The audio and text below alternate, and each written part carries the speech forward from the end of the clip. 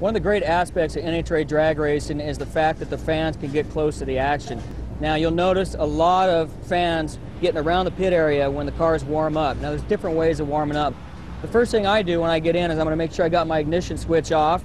Fuel pump is off, because what's going to happen is one of the crew members is going to have the starter on the car and you're going to hear him spin it over. A lot like you do at the starting line, where you hear a car get spun over by a starter before they start it. What it's doing is it's blowing all the fuel out of the pipes and the cylinder heads. You want no nitro residue left in the cylinder heads. That's what happens when you see an explosion when they start it. At that point, I'll turn the ignition switch on. The starter is going to be spun over by a crew member, and he pulls the mag wires. That's going to light the car. Once it starts, I pull the fuel pump on real quick. That puts the fuel into the motor, and once it's on all the way, I'll back the motor down while Ace is doing his stuff at the front of the motor. I'll get it about where he likes it fuel pressure-wise. From there, he can fine-tune the fuel pressure as it starts up. Once he gets the idle right, he'll nod to me, and at that point, I'll let the clutch out, get the tires turning. We're doing a couple things there. We're warming up everything in the rear end, then I'm feeling the clutch, too, to make sure it's going to go into reverse okay. Once I check reverse, I put it back into forward, and then what's going to happen is they're going to check the magnetos one at a time to make sure there's not a short in them. At that point, Ace is going to give me the nod. Now what we're going to do is we're going to check the tug. What he tells me to do is pull the pump all the way on. I'll pull the pump on, and just like at the starting line when we're staging the car, once the pump's on, I'll wait about 1001, 1002, then I let my foot off the clutch. And that's what we call tug. You'll hear an RPM drop. After we've checked forward and reverse, Ace is going to give me the signal that we're going to get ready to check the ignition. So at that point, I'll let my foot off the clutch, get the wheels turning. Our crew guy will take the throttle cable, push it down all the way. It's not connected to the injector, but when he pushes that down all the way, my pedal goes down, pushes the button underneath it, which activates the timers like it does on a run. And actually, they can check the timers and make sure they're accurate during the warm-up by that procedure. When they're done with that, I'll flip the fuel off, let the motor come up, shut itself off, and then turn the ignition off once the motor's shut off. Now once the warm-up's out of the way, I get up, get out of their hair. They don't even let me work on this thing, so I go out and sign autographs. They get everything ready, and up to the start line we have. What is that? So 1425. That's you?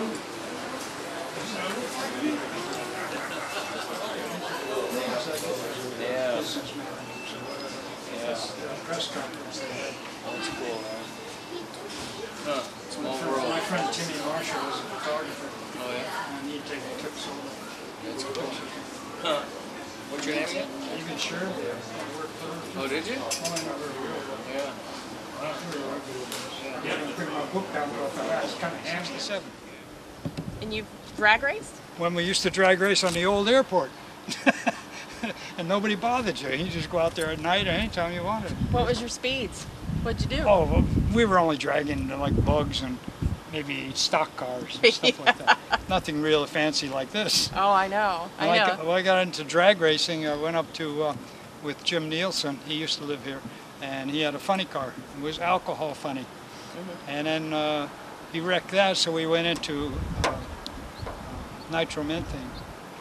And then that advanced to, I started to work for John Force for a while. I worked for Perdome. I showed him the picture over there. Yeah. I said, "You recognize this guy?" He says, "Oh yeah, I know him." But I worked for him when he got his Skull Bandit. Yeah, The yeah. contract. Yep. That was back in '83. I was his gopher. And they said, "What's that?" I says, "Well, when you're a gopher on a race team, you go for this and you go for that. And that's what you are, you're a gopher. Right. Go get that and go get this. You better come back with it." So you used to race the circuit? Well, I didn't drive. I drove a couple of times. And I drove at Arizona drag strip. And I clocked 5.6, I think it was. That's not bad. Yeah, that's why I got this. Yeah. Wow. What were you driving? Funny car. Funny car? Yeah. Nitromethane. Right, right. And the guy I was working for, he taught me how to drive. And I was so wigged out I didn't know what to do, because you know, when you're driving a funny car that fast on a quarter mile, there's no telephone poles or trees. You don't know how fast you're going, except by the tachometer. And then you got to know exactly what you do when you get down to the end, when you go through the lights. You hit the chutes, and then you start putting all on the brakes. Yeah. Now they're running 4 seconds. Yeah, I mean, now they run 4 seconds, and better than that, 3. Yeah, yeah. I couldn't believe it. Yeah. dragsters. They go 4 seconds. And no, we were doing anywhere 5s and stuff like that. That was pretty fast. It was. What would be the MPH on that if you were running 5 seconds? That would be close to. Oh, miles per hour. Oh, that's was about maybe 240, 250. It was still something. Like yeah. It was a lot. Somewhere around there. And that was pretty fast. Yeah. On a quarter mile. Goes by quick. You try to get on measure a quarter mile on a street and go that fast and see how fast it ends up. Hey, my partner over there. Partner in crime. Yeah. No, but I've been playing around with this thing for a long time. I was a Volkswagen mechanic here. I was the only one, and I have a shop up in Palau up above, and I still have that. But right now I'm doing wood, coal wood. I work with wood carved things for the galleries. Okay. And, I gave up racing and all that stuff. I'm getting too old for that. Yeah. Yeah, I hear you. I know how that is. But you know, I love it, and I love to watch it. And I've gone to every race. I think I went to the bug-ins every time they had a bug-in, a Volkswagen bug-in, until the Orange County Raceway closed up, and then I kind of gave it up after a while. So where are you from? I'm from New Jersey, long time ago. Okay. I came here to Hawaii in 1948. Really? Yeah. Before it was a state? Well, I lived in Honolulu. I was at Barbers Point. I was in the Navy, and when Korea broke out, they said, "Okay, guy, you're coming over here." So I was in the early warning squadron out of Barbers Point. That was they call themselves the Blue Sharks. Yeah. And patrol bombers. I was in that, and then I got out in '52. So I was in there 4 years, and that was enough.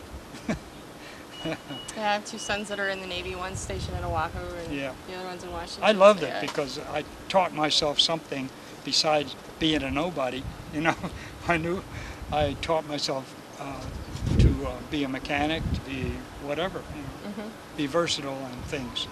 And my mother kind of kicked me out when I was young. She says, "Son, you got to go and do something. You can't just sit around the house." And look what she did for you, though, you know? Yeah. Yeah. Yeah. I've got to treat life as a real fun thing.